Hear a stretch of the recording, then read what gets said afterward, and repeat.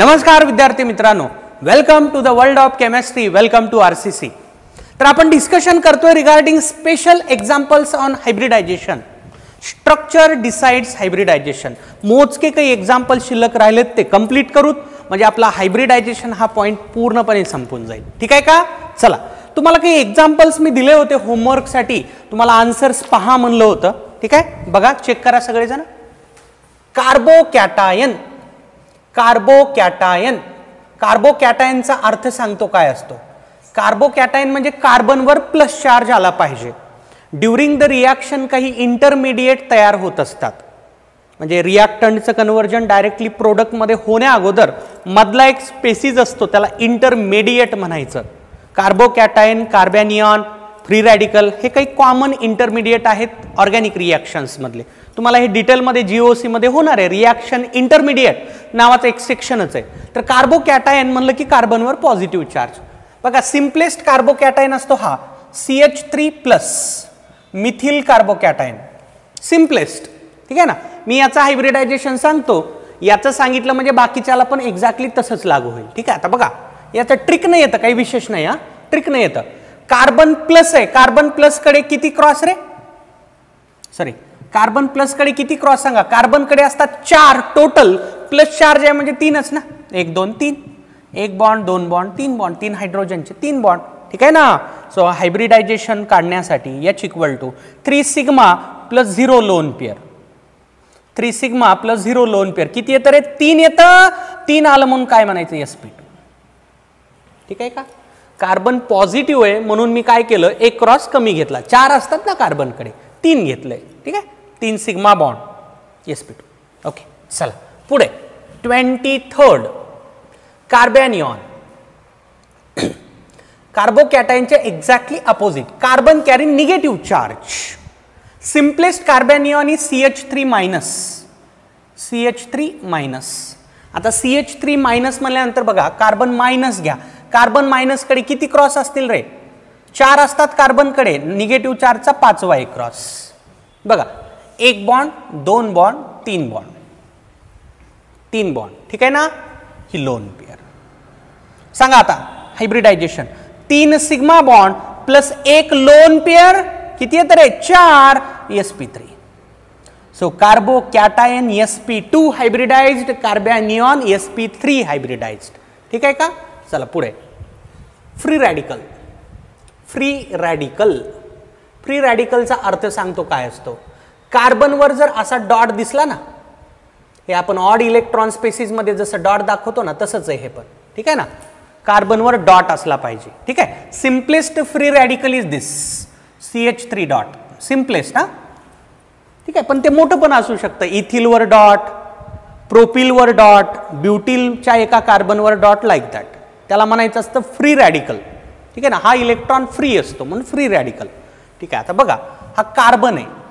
कार्बनकडे 4 cross, 4 cross.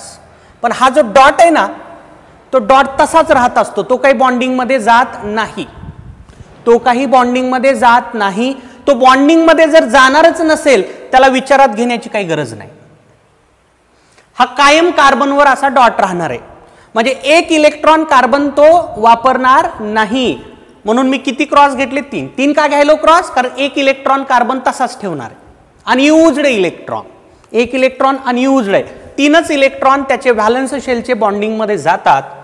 1 bond, 2 bond, 3 bond. H = 3 sigma plus 0 lone pair. 3 sigma plus 0 lone pair. 3 यायला, हे 3 यायला म्हणजे काय रे? sp2. इथं लक्षात महत्वाची गोष्ट हीच घ्यायची की फ्री रॅडिकल मध्ये कार्बनचा एक इलेक्ट्रॉन तसाच राहत असतो, फ्री असतो, तो बॉन्डिंग मध्ये जात नाही. ठीक आहे ना. त्याला लोन पेअर पण म्हणता येत नाही. का? लोन पेअर म्हणण्यासाठी 2 लागतील ना इलेक्ट्रॉन. एकटा आहे हे हे हे अनयुज्ड इलेक्ट्रॉन असतो. म्हणून मी कार्बनचे क्रॉस घेतलेतच, फक्त 3 घेतलेत. आणि या 3 क्रॉस बरोबर हायड्रोजनचे 3 बॉन्ड तयार होतील. आलं का लक्षात सगळ्यांच्या?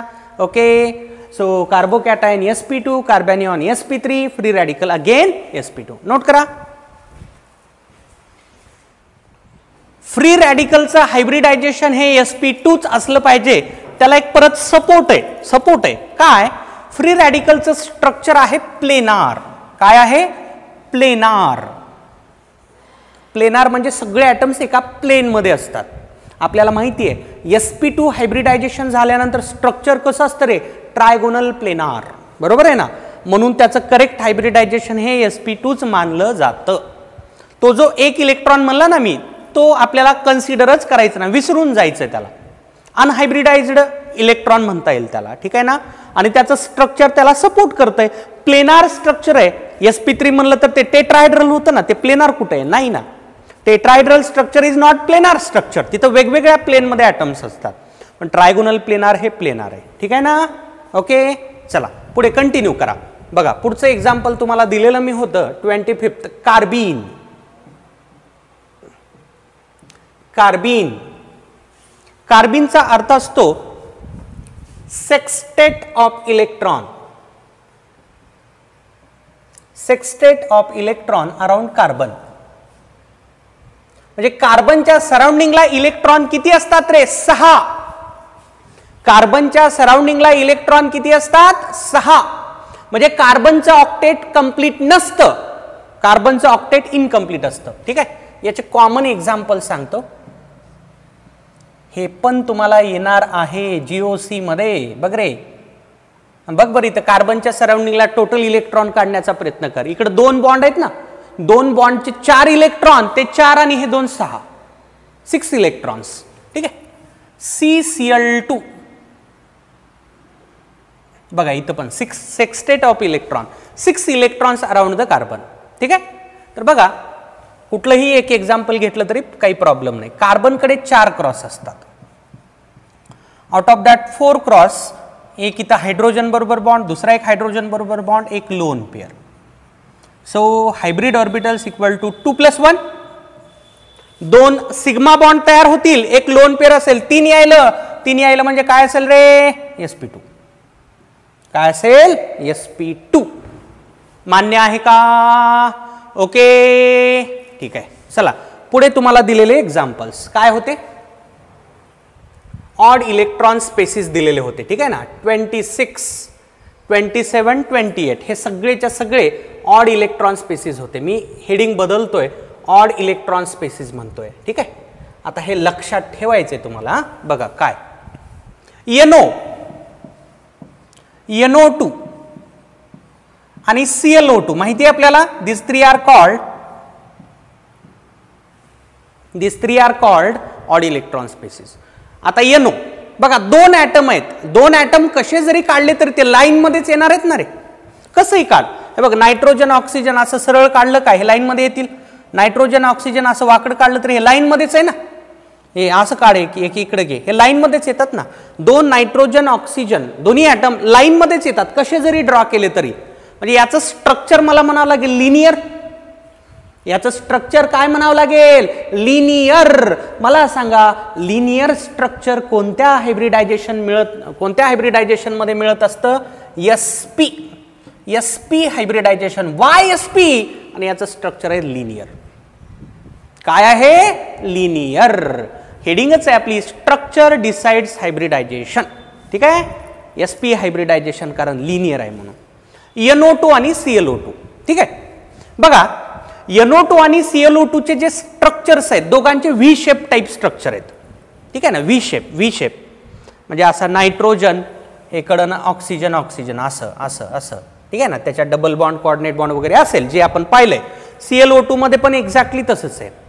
इथं जे बॉन्ड अँगल आहेत NO2 आणि ClO2 मधले, they are close to 120 degree. NO2 आणि ClO2 चे बॉन्ड अँगल 120च्या जवळपास आहेत, 120च्या जवळपास आहेत. याचा अर्थ कोणतं हायब्रिडायझेशन झालं पाहिजे सांगा, 120 डिग्री अँगल, फक्त 120. 120 आणखी एका ठिकाणी आलाय पण फक्त 120 नाही. sp3d हायब्रिडायझेशन मध्ये मी 3 अँगल सांगितलेत, 90 डिग्री, 120 डिग्री आणि 180 डिग्री. मी म्हणायला ओनली 120 कुठं आलता, ओनली 120. यस बोला, ट्रायगोनल प्लेनार. कोणतं हायब्रिडायझेशन, sp2. या दोघांचं हायब्रिडायझेशन कोणतं, sp2. का, याचं तर sp येण्याचं कारण काय, लिनियर असल्यामुळं, ठीक आहे. यांचं sp2 का, यांचा जो बॉन्ड अँगल आहे it is close to 120 degree. 120 डिग्रीच्या जवळपास असल्यामुळं त्याला म्हणलं जातं sp2 हायब्रिडायझेशन. कारण 120 डिग्रीचा अँगल कुठं मिळतो? sp2 हायब्रिडायझेशन मध्ये. मी एक्झॅक्टली 120 बिलकुल म्हणलेलं नाही, म्हणू शकत नाही मी, कारण ऑड इलेक्ट्रॉन आहे ना, तो ऑड इलेक्ट्रॉन बॉन्ड अँगल व्हॅल्यूला थोडासा डिस्टर्ब करत असतो. एक्झॅक्टली 120 तर मिळणारच नाही, ठीक आहे ना. पण 120च्या जवळपासचा अँगल मिळाला म्हणून ॲझ्युम करण्यात आलं बाबा यांच्यामध्ये sp2 हायब्रिडायझेशन होतं. कारण कन्सेप्च्युअली जर तुम्ही याचं हायब्रिडायझेशन काढायला गेलात ना, तो ऑड इलेक्ट्रॉन तुम्हाला प्रॉब्लेम क्रिएट करणार आहे. कारण ऑड इलेक्ट्रॉन धड बॉन्डिंग मध्ये पण जाणार नाहीये, लोन पेअर मध्ये पण जाणार नाहीये. आपल्याकडे दुसरी चॉईसच नाही. We have to take the help of bond angle. यांचा एक्सपेरिमेंटल बॉन्ड अँगल काढलेला आहे, तो 120 डिग्रीच्या जवळपास आलाय आणि sp2 हायब्रिडायझेशन मधला बॉन्ड अँगल हा 120च असतो. म्हणून मानलं गेलं यांच्यात हायब्रिडायझेशन कुठलं होतं रे? sp2 होतं. कुठलं होतं? sp2 हायब्रिडायझेशन होतं. ठीक आहे का? चला एवढे नोट करा एक्झाम्पल, म्हणजे शेवटचे आपले 2 एक्झाम्पल्स पिरिडीन आणि पायरोल ते आपण कंप्लीट करू. ठीक आहे. चला हे 2 एक्झाम्पल्स भारी एक्झाम्पल्स आहेत बघा, लक्ष द्या व्यवस्थित. 2 प्रकारच्या लोन पेअर असतात. ठीक आहे. Localised lone pair, localised lone pair आणि दुसरं एक असतं डिलोकलाइज्ड लोन पेअर. डिलोकलाइज्ड. ठीक आहे. Lone pairs are of 2 types. अशा रिंग असणाऱ्या कंपाऊंड मध्येच हा कन्सेप्ट अराइज होतो. वॉटर सारख्या एक्झाम्पल मध्ये नाही, हे रिंग असल्यानंतर. ठीक आहे. लोकलाइज्ड लोन पेअर आणि डिलोकलाइज्ड लोन पेअर. साध्या भाषेत सांगतो मी. लोकलाइज्ड लोन पेअर म्हणजे त्याची जी जागा आहे तिथंच राहते, ती काही फिरत नाही. रिंग मध्ये न फिरणारी lone pair stationary lone pair. Stationary lone pair म्हणजे लोकलाइज्ड. लोकलाइज्ड म्हणजे ज्याची जागा फिक्स असते, जी फिरत नाही, जी फिरत नाही, त्याला म्हणायचं लोकलाइज्ड. डिलोकलाइज्ड म्हणजे ज्याची जागा बदलू शकते, फिरणारी lone pair. Stationary lone pair motion मध्ये असणारी lone pair. Stationary non stationary, stationary non stationary, stationary non stationary. ठीक आहे. आता बघा सगळ्यांना ॲरोमॅटिसिटी झालेलं आहे, बेसिक थोडक्यात झालेलं आहे. ठीक आहे ना. मला सांगा हा कंपाऊंड ॲरोमॅटिक आहे का नॉन ॲरोमॅटिक आहे? अरे सांगा. ॲरोमॅटिक आहे. आहेत ना. 6 पाय इलेक्ट्रॉन्स आहेत. ॲरोमॅटिक असतं का नाही? 4n+2π रूल माहिती आहे सगळ्यांना. ठीक आहे. This is aromatic. It is already aromatic. म्हणून ही लोन पेअर कशी असते? ही लोन पेअर इथं मध्ये फिरण्याची गरज नाही. ही लोन पेअर मध्ये फिरण्याची गरज नाही, किंवा फिरण्यासाठी प्रॉब्लेम आहे ना, कारण हे कॉन्जुगेशन मध्ये नाही ना. ठीक आहे का? लोन पेअर इथं डिलोकलाइज होऊ शकत नाही. तर मी लिहितो इथं here lone pair is localized. इथली लोन पेअर कशी असते? लोकलाइज्ड असते, म्हणजे स्टेशनरी असते. याच्या ॲरोमॅटिक कॅरेक्टरसाठी या लोन पेअरचा वापर होत नाही. या लोन पेअरचा वापर याच्या ॲरोमॅटिसिटीसाठी होत नाही. Without this lone pair this particular compound is aromatic. ठीक आहे. पायरोल हा देखील ॲरोमॅटिक कंपाऊंड आहे, पण हा ॲरोमॅटिक होण्यामध्ये या लोन पेअरचा रोल असतो.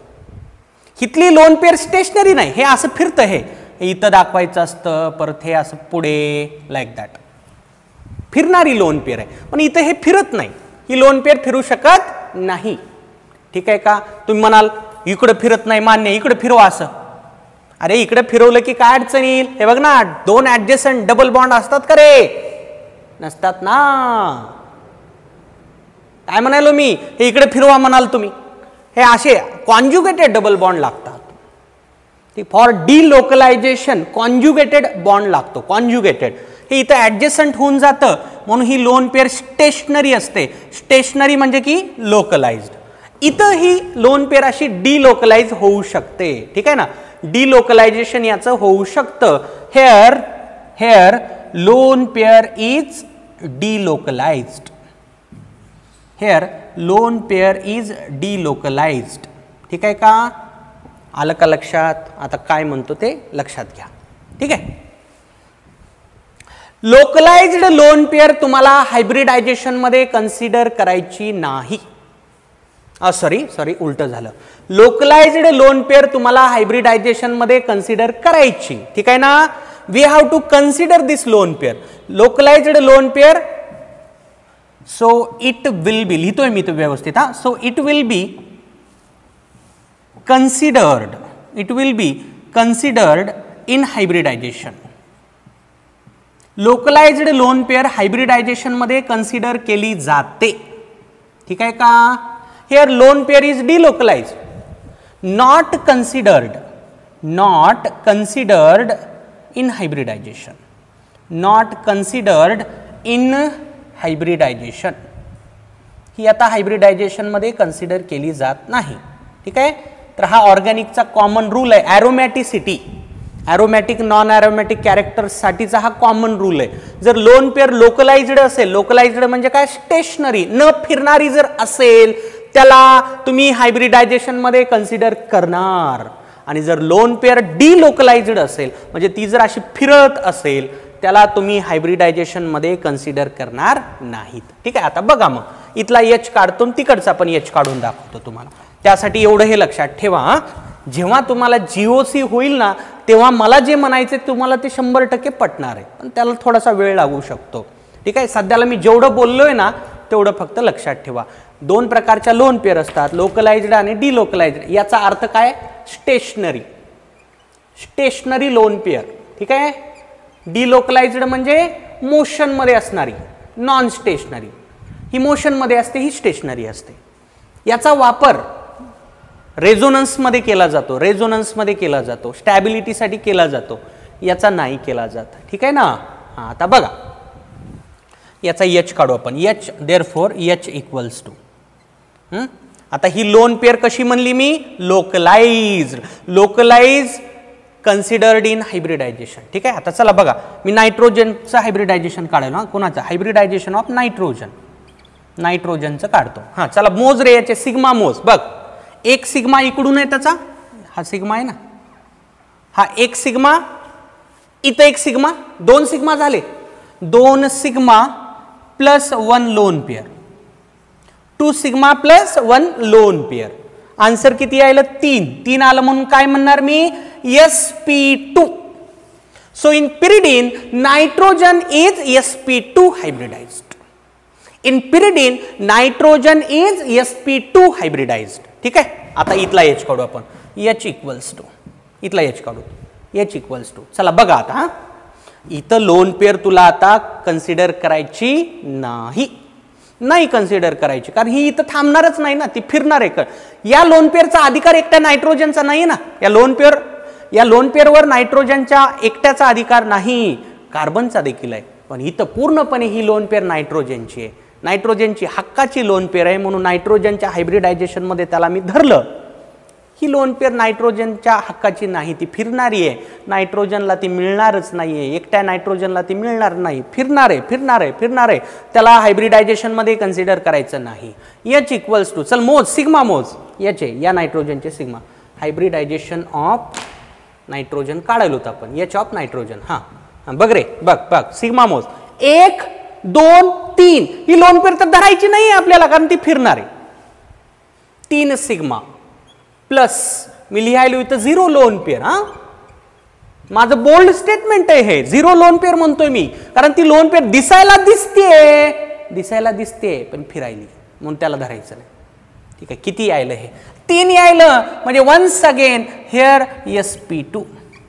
तर अल्टिमेट रिझल्ट आहे, पिरिडीन असेल का पायरोल असेल, दोन्हीमध्ये हायब्रिडायझेशन नायट्रोजनचं हे सेम असतं. काय असतं, sp2 असतं. ठीक आहे का. पिरिडीन खूप डेंजरस कंपाऊंड आहे बघा, खूप डेंजरस. मुलांसाठी तर खूप डेंजरस आहे, स्पेशली मुलांसाठी म्हणतोय मी. ठीक आहे ना. पिरिडीन, अरे बापरे, भयानक डेंजरस आहे. काढा त्याची हिस्ट्री, काढा त्याची इन्फॉर्मेशन मिळवा की काय त्याच्याबद्दल घातक गोष्टी आहेत पिरिडीन बद्दल. ठीक आहे ना, मुलांसाठी स्पेशली. तर आन्सर काय आलं, sp2. ओके. हे तुम्हाला व्यवस्थित आणखी कळणार आहे जेव्हा तुम्ही जीओसी मध्ये हे स्टडी करणार. ॲरोमॅटिसिटी, नॉन ॲरोमॅटिसिटी जर झाला असेल तर तुम्हाला हे व्यवस्थित समजेल. ज्या स्टुडंटला झालेलं नसेल ना, तो पॉईंट झाल्यानंतर एकदम क्लिअर होईल. Okay. So this ends our discussion, special examples on hybridization and hence complete concept of hybridization. तर हायब्रिडायझेशनचा पूर्ण कन्सेप्ट आपण स्टडी केलेला आहे. चला बघा, क्विक रिकॅप सांगतोय तुम्हाला. आपण स्टडी केलेले type: SP hybridisation linear geometry 180 degree angle, SP2 hybridisation 120 degree angle trigonal planar, SP3 hybridisation 109 degree 28 minute tetrahedral, SP3D 3 angle सांगितले तुम्हाला 90, 120 आणि 180 ट्रायगोनल बायपिरॅमिडल. ठीक आहे ना. SP3D2 90 degree 180 degree ऑक्टॅहेड्रल. जॉमेट्री काय असते? ऑक्टॅहेड्रल.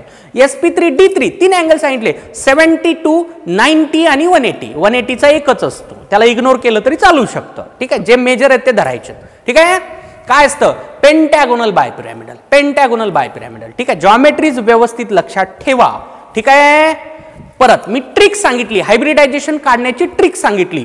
ट्रिकनं हायब्रिडायझेशन काढण्याचे सगळे क्वेश्चन सॉल्व्ह होत नसतात, म्हणून पुढे काही दुसऱ्या गोष्टी ऍड करून सांगितल्या. कार्बनचं हायब्रिडायझेशन काढत असताना सिग्मा बॉन्ड तुम्हाला काढायचे. ऑक्सिजनचं कॅल्क्युलेशन परत 2 केसेस, 2 सिग्मा 2 लोन पेअर असणारा ऑक्सिजन हा SP3 धरायचा, 2 सिग्मा 1 लोन पेअर असणारा SP2 धरायचा. ठीक आहे का. आणि मग special example. Hybridisation never decide structure but structure decides hybridisation. Structure वरून हायब्रिडायझेशन काही काही ठिकाणी आपल्याला काढावं लागतं. ठीक आहे का. बेन्झिन सारख्या एक्झाम्पलसाठी तू काही ट्रिक लावू शकत नाही.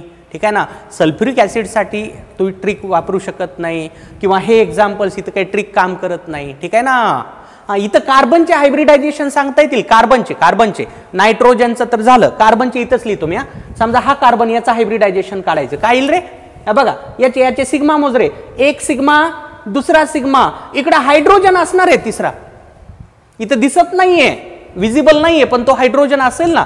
तर 1 सिग्मा इकडच्या हायड्रोजन बरोबर हा दुसरा आणि हा तिसरा, असे 3 सिग्मा तयार करतो हा कार्बन. म्हणजे हा येणार आहे SP2. म्हणजे कार्बन पण SP2 आणि नायट्रोजन देखील SP2. इकडं समजा इथला कार्बन धरला मी, या कार्बनचे सिग्मा मोजू आपण. 1, 2 व्हॅलेन्सी सॅटिस्फॅक्शन साठी इथं पण हायड्रोजन असेल का नाही? यस. 3 बॉन्ड होतात इथं पण, 1, 2 आणि इकडच्या हायड्रोजन बरोबर 1, 3, हा देखील SP2 येतो. डबल बॉन्डेड कार्बन हा SP2च असतो, आपल्याला माहिती आहे. ठीक आहे ना. डबल बॉन्डेड कार्बन SP2 असतो. मग इथं नाही का येत बघ रे. असा कार्बन हा मिडल, हा जो कार्बन असेल ना, आता हा SP2 येत नाही. आता हा SP येतो. जर ऍडजस्टंट डबल बॉन्ड असतील तेव्हा तो SP असतो. पण जर फक्त एकच डबल बॉन्ड दिसला ना, बिंदासपणे तो SP2 म्हणू शकतो. एक ट्रिपल बॉन्ड दिसला SP म्हणू शकतो. Single bond SP3. ठीक आहे का. तर इकडं कार्बन SP2 यायला, इकडचा पण कार्बन SP2 यायला, इकडचा नायट्रोजन SP2 यायला, इकडचा पण नायट्रोजन SP2 यायला. ठीक आहे का. Okay. So this ends our concept of hybridization, hence completes our first theory, valence bond theory. एवढं नोट करा फटाफट, मी लगेच पुढच्या थेरीकडे जाणार आहे. सेकंड थेरी असणार आहे valence shell electron pair repulsion theory, that is VSEPR theory. ठीक आहे का. पण हायब्रिडायझेशन इथं संपलं नाही. VSEPR थेरी मध्ये पण हायब्रिडायझेशनचा वापर आपल्याला करायचा आहे. ठीक आहे का. ओके, नोट करा. तर थेरीज ऑफ कोव्हॅलंट बॉन्डिंग मध्ये आपली पहिली थेरी फिनिश झाली आहे, व्हॅलेन्स बॉन्ड थेरी. आता जातो पुढच्या थेरीकडे, valence shell electron pair repulsion theory. Valence shell electron pair repulsion theory, याला शॉर्ट मध्ये VSEPR थेरी असं देखील म्हणलं जातं. VSEPR theory. ठीक आहे. तर बघा, ही थेरी या सायंटिस्टनी प्रपोज केलेली, proposed by Sidgwick and Powell या 2 सायंटिस्टनी ही प्रपोज केलेली. ठीक आहे. पण या थेरीला नंतर परत थोडं मॉडिफाय करण्यात आलं. Modified by Gillespie and Nyholm. नावं काही असतात, आपल्याकडे निलम असतं, हे निलोम आहे. ठीक आहे. निलोम. तर थोडक्यात असा अर्थ घ्या तुम्ही, काही पॉस्ट्युलेट या दोघांचे आहेत, काही पॉस्ट्युलेट या दोघांचे आहेत. ठीक आहे. आता या थेरीची नीड काय होती?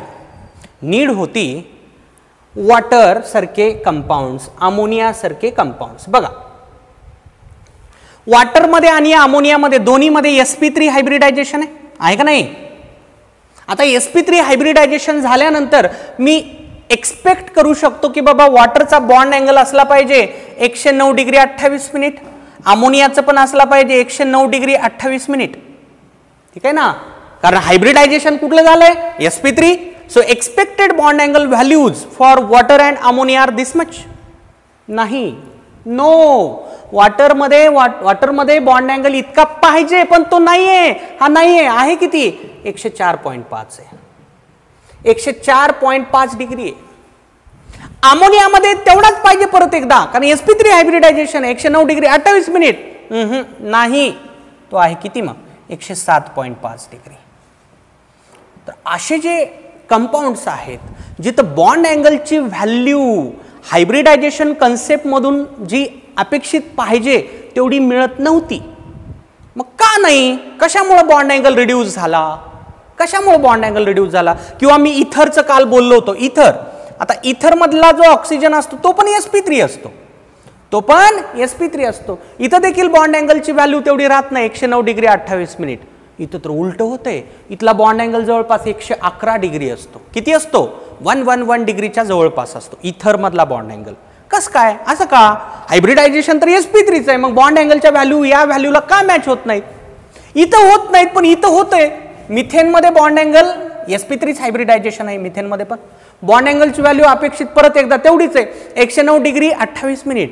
आणि मिथेन मध्ये एक्झॅक्टली तेवढीच आहे. तेवढीच आहे exactly.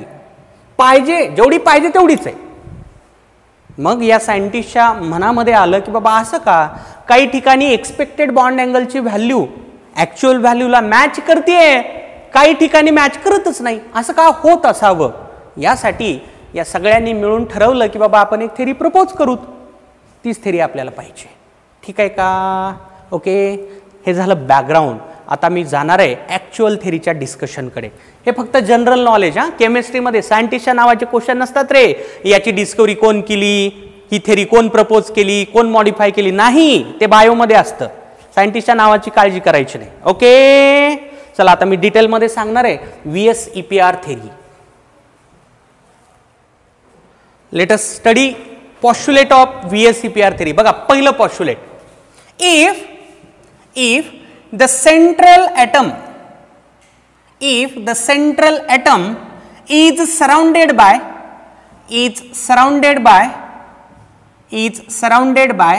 only bond pair of electron and not by lone pair electron, then geometry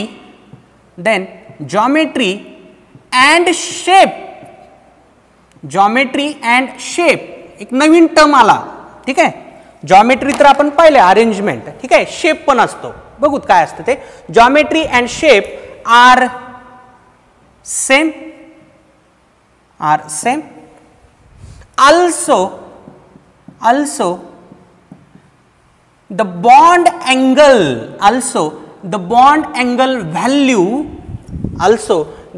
angle value is exactly equal to expected value. ठीक आहे, बघा रे, सिंपल पॉस्ट्युलेट आहे, लगेच लक्षात येईल, विशेष काही नाही. बघा पहिलं पॉस्ट्युलेट, जर सेंट्रल ॲटम एखाद्या मॉलिक्यूल किंवा आयन मधला जो सेंट्रल ॲटम आहे, it is surrounded by only bond pair of electron. म्हणजे अर्थ असा घ्या, सेंट्रल ॲटमच्या बाजूला फक्त तुम्हाला बॉन्ड दिसत आहेत. बॉन्ड आहे म्हणजे तिथे बॉन्ड पेअर इलेक्ट्रॉन आहे. And not by lone pair electron. Lone पेअरच नाही आहे त्याच्याकडे. सेंट्रल ॲटम, फक्त सेंट्रल ॲटम, हा सराउंडिंगचं बोललो नाहीये मी. I am saying regarding central atom. आपल्याला सेंट्रल ॲटमवरच फोकस ठेवायचा आहे, ठीक आहे ना. सेंट्रल ॲटमकडे लोन पेअर जर नसेल, अर्थ साधा असा घ्या, सेंट्रल ॲटमकडे जर लोन पेअर नसेल तेव्हा जॉमेट्री आणि शेप सारखा असतो.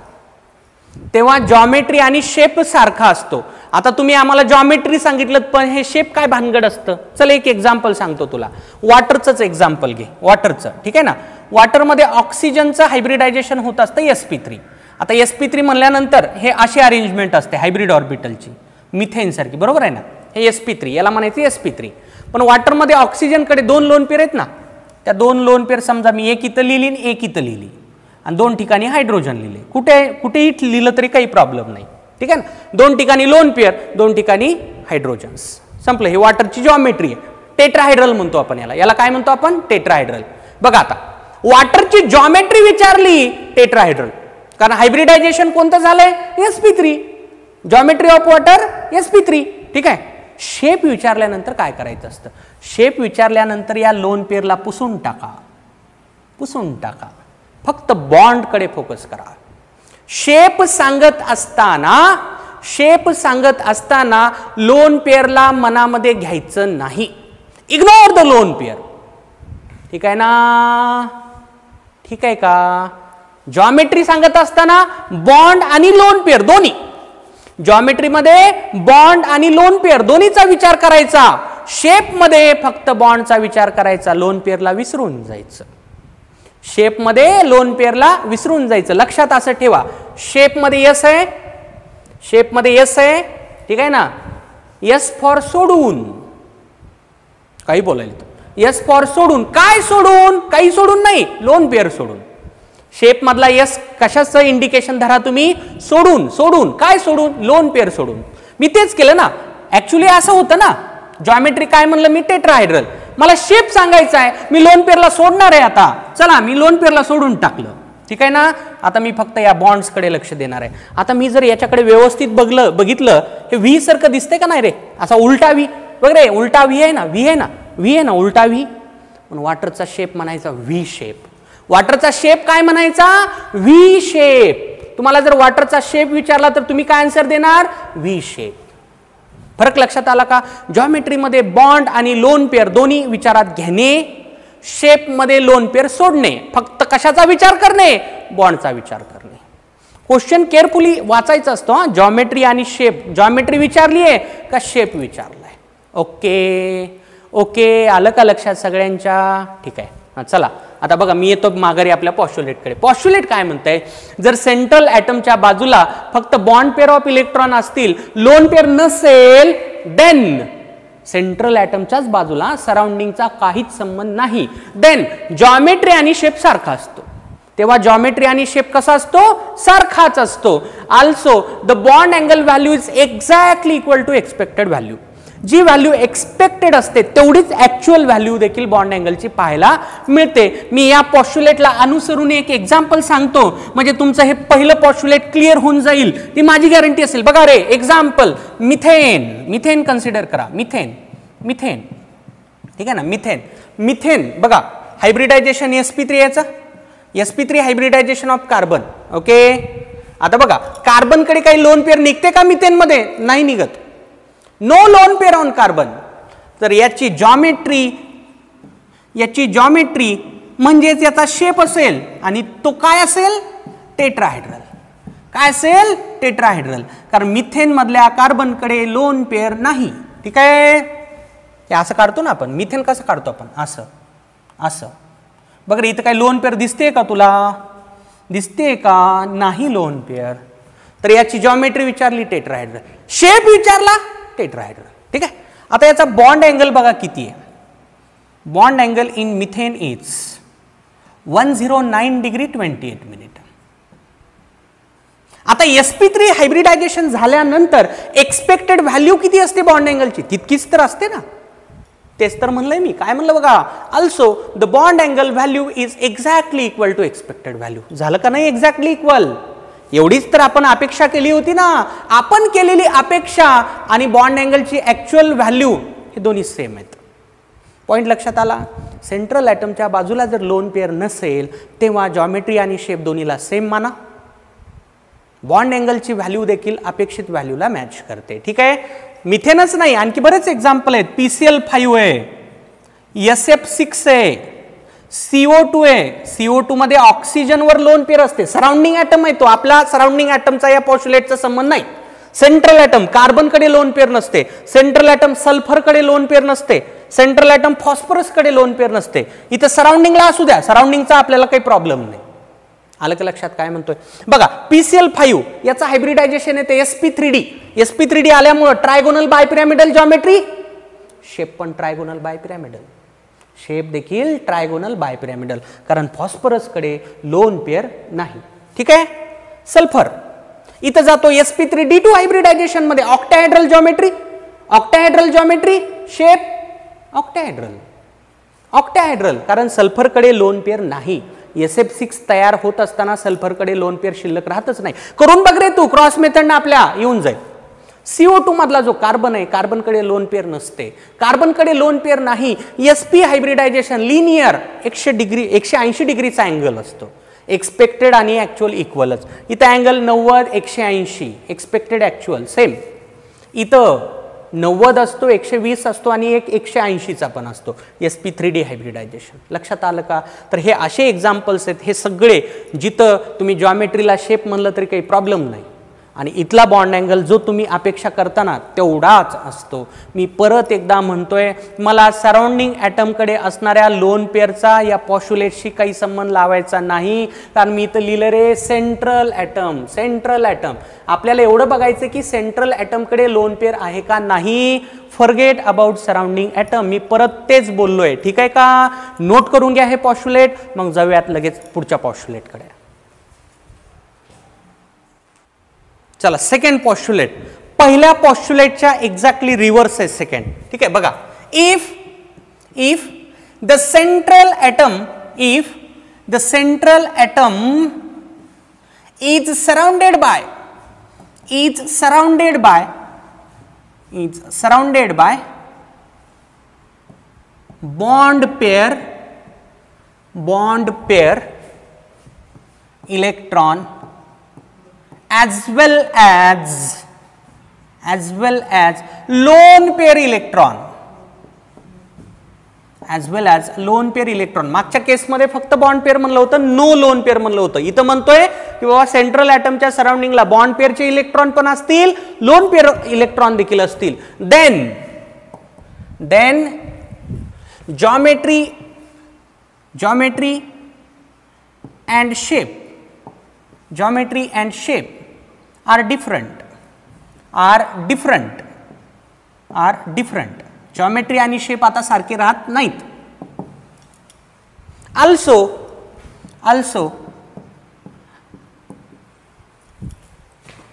the value of bond angle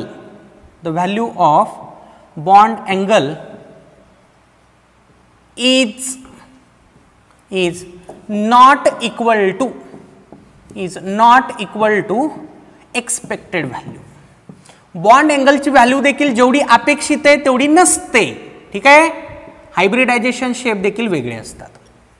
आलं का लक्षात सगळ्यांच्या? काय म्हणतोय बघा, जर सेंट्रल ॲटमच्या सराउंडिंगला बॉन्ड पेअरचे इलेक्ट्रॉन पण असतील, लोन पेअरचे इलेक्ट्रॉन पण असतील, तेव्हा जॉमेट्री आणि शेप वेगळे असतात. बॉन्ड अँगलची व्हॅल्यू देखील जेवढी अपेक्षित असते तेवढी नसते. ठीक आहे. फॉर एक्झाम्पल, ठीक आहे, बघा, अमोनिया कन्सिडर करा. अमोनियामध्ये जो नायट्रोजन आहे त्याच्याकडे एक लोन पेअर आहे, 3 बॉन्ड्स आहेत आणि एक लोन पेअर आहे, म्हणजे nitrogen is surrounded by bond as well as lone pair. हे पॉस्ट्युलेट लागू होईल. आता याचा हायब्रिडायझेशन sp3 असतं. ठीक आहे ना. याची sp3 हायब्रिडायझेशन आहे. याची जॉमेट्री जर विचारली गेली तर तुम्ही काय सांगणार आहात? टेट्राहेड्रल. जॉमेट्री असते टेट्राहेड्रल. ठीक आहे ना. जॉमेट्री असते टेट्राहेड्रल. पण तुम्हाला जर याचा शेप विचारला तर शेपचं नाव, ठीक आहे, शेपचं नाव आपण नंतर लिहू, अगोदर दाखवतो तुम्हाला ते. ठीक आहे. बघा रे, हा नायट्रोजन. ठीक आहे. टेट्राहेड्रल. sp3 हायब्रिडायझेशन झाल्यामुळे जॉमेट्री कशी असेल? टेट्राहेड्रल. हा हायड्रोजन, हा हायड्रोजन, हा हायड्रोजन. ठीक आहे ना. बघ, लोन पेअर झालं ना टेट्राहेड्रल अरेंजमेंट. ओके. तुला जॉमेट्री विचारली बिंदासपणे उत्तर देऊन टाक. काय? टेट्राहेड्रल. तुला आता शेप सांगायचा आहे. शेप कसा सांगायचा सांगितलं ना मी मागच्या पॉस्ट्युलेटमध्ये. लोन पेअर सोडून द्या, लोन पेअर सोडून द्या, बाकी फक्त लक्ष द्या. लोन पेअर सोडून दिली. ठीक आहे, आता बघा एवढा भाग फक्त बघायचा आहे तुम्हाला. आता मी काय करतो, याला थोडंसं असं डॉट डॉट डॉट फॉर्म मध्ये कनेक्ट करण्याचा प्रयत्न करतो. हे जे आता तयार झालं ना, इट लुक्स लाईक पिरॅमिड. हे कशासारखं दिसतं? पिरॅमिड. पिरॅमिड बघितलं सगळ्यांनी? मम्मी का कहर? मम्मी नाही, मम्मी. मम्मी हॉलिवूडचा सिनेमा आहे ना एक, त्याच्यात नाही. बरं तुम्ही काय कामच काय बघत नाही, जाऊ द्या. पिरॅमिड. पिरॅमिड पिरॅमिड सारखं दिसतंय. हे पिरॅमिड सारखं दिसतंय म्हणून या शेपला म्हणतात पिरॅमिडल. काय म्हणायचं याला? पिरॅमिडल. पिरॅमिडल. ठीक आहे का? शेप काय? पिरॅमिडल. आलं का लक्षात सगळ्यांच्या? जॉमेट्री टेट्राहेड्रल आहे पण शेप काय आहे? पिरॅमिडल आहे. कारण जेव्हा मी लोन पेअर इग्नोर करून टाकली, राहिलेलं जे दिसतंय ते पिरॅमिड सारखं दिसतंय म्हणून याला काय म्हणायचं? पिरॅमिडल.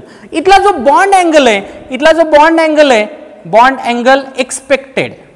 ठीक आहे, आणि ऍक्च्युअल दोन्ही लिहू आपण. एक्सपेक्टेड लिहूत अगोदर.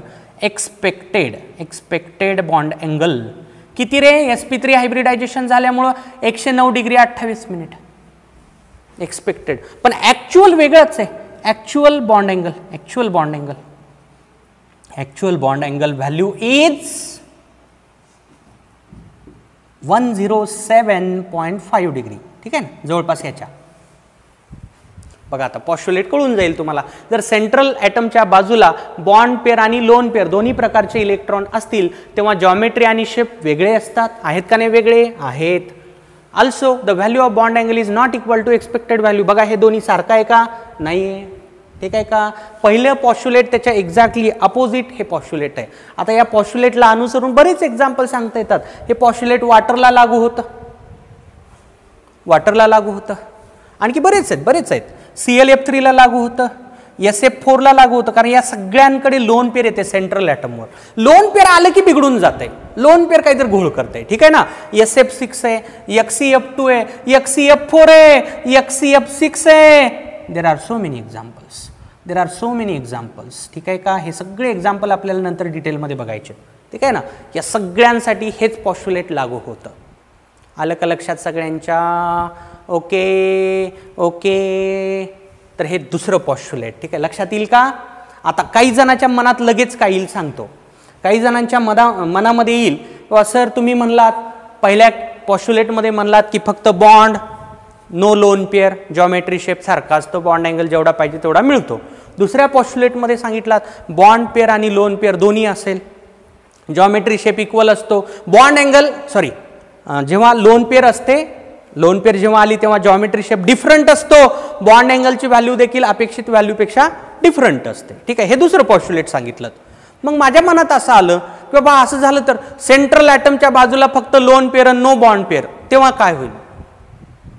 सेंट्रल ॲटमच्या बाजूला फक्त lone pair no bond pair, तेव्हा काय होईल?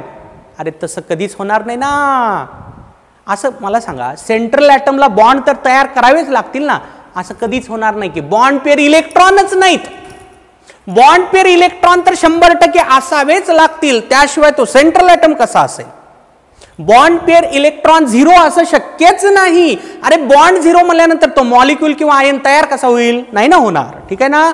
तर आपल्याला पॉसिबिलिटी असतेच फक्त लोन पेअरची. सेंट्रल ॲटमकडे लोन पेअर नसल्यानंतर पहिलं पॉस्ट्युलेट वापरावं लागतं आणि सेंट्रल ॲटमकडे लोन पेअर असल्यानंतर दुसरं पॉस्ट्युलेट. लक्षात आलं का? बॉन्ड पेअर असल्यानंतर नसल्यानंतर सांगा की, असं नाही म्हणायचं. नाही म्हणायचं असलं काही. ठीक आहे ना? कारण बॉन्ड पेअर इलेक्ट्रॉन तर कंपल्सरी असावेच लागतात. हां, चॉईस आहे लोन पेअरला. काही ठिकाणी लोन पेअर असू शकते, काही ठिकाणी नसू शकते. सांगितलं मी, मिथेनमध्ये कार्बनकडे कुठं लोन पेअर आहे? नाही ना. ठीक आहे ना? पण अमोनियामध्ये नायट्रोजनकडे लोन पेअर आहे. आलं का लक्षात? माझा मुद्दा लक्षात आला.